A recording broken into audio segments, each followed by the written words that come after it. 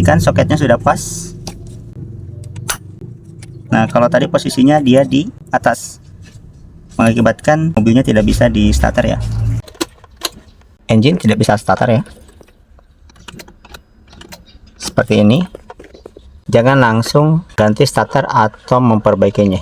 Nah, ada beberapa hal yang bisa rekan-rekan cek terlebih dahulu sebelum rekan-rekan pergi ke bengkel. Beberapa hal yang perlu diperhatikan. Yang pertama, kita harus ngecek dulu dari baterai, lalu ke sikring, setelah itu ke kabel-kabelnya ya. Ada beberapa juga mobil yang dilengkapi dengan relay, kita cek dulu relay starternya. Nah, yang pertama yang harus kita cek, kita harus ngecek dulu dari aki atau baterainya dulu ya rekan-rekan ya.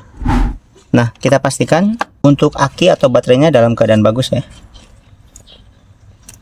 Pemeriksaannya bisa menggunakan test pen seperti ini.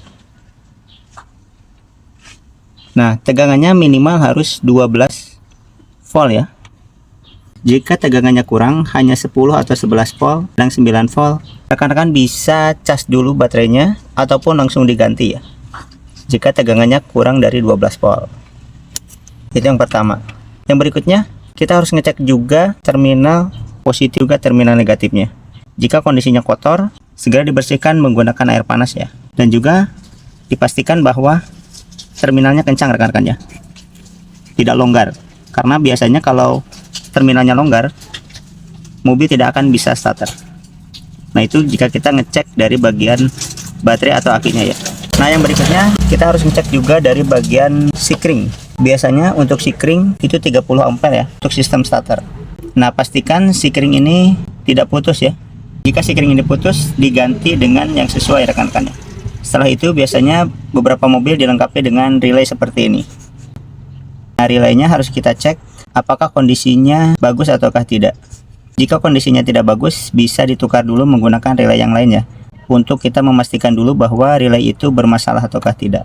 Nah, setelah tadi dari baterai, terminalnya longgar atau tidak, kotor atau tidak, lalu kita ke sikring sistem starter, apakah putus atau tidak, lalu beberapa nanti ada yang dilengkapi relay ya.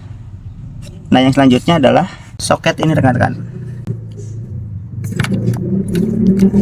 Pastikan soket ini sudah pas ya, karena ini soket yang ke sistem starter ya. Pastikan soketnya sudah pas.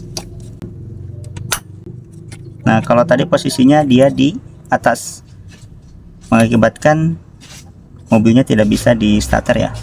Dipastikan bahwa ke soket ini ada tegangannya 12 volt ya. Kita akan coba cek dulu ya. Kita pasang dulu test pen-nya ke terminal negatif.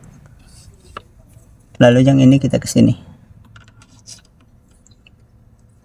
Kita pastikan ada tegangan 12 volt ya. Saat posisi kunci kontak di starter ya. Nah, kita lihat untuk tegangannya dia ada 12 volt ya. Jika tegangan sampai di soket ini ada 12 volt, secara sistem dari baterai, sikring, relay dan juga ke soket ini dia sudah aman ya.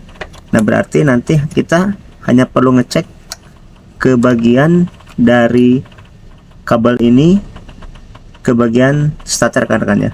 Nah, jika mengalami kendaraannya mogok tidak bisa di starter, langkah awal kita harus ngecek dulu dari baterainya, lalu nanti terminalnya, setelah itu kabel-kabelnya apakah longgar ataukah tidak ya. Nanti sikring kita juga cek, terus nanti jika dilengkapi dengan relay, kita cek relay starternya, lalu sampai ke soket yang ini rekan-rekan ya, ke yang warna putih itu. Mungkin itu saja informasi dari kami. Silakan rekan-rekan komen siapa yang mengalami engine-nya mogok tidak bisa di starter dan penyebabnya dari salah satu komponen tadi yang saya sebutkan. Terima kasih. Semoga video ini bermanfaat.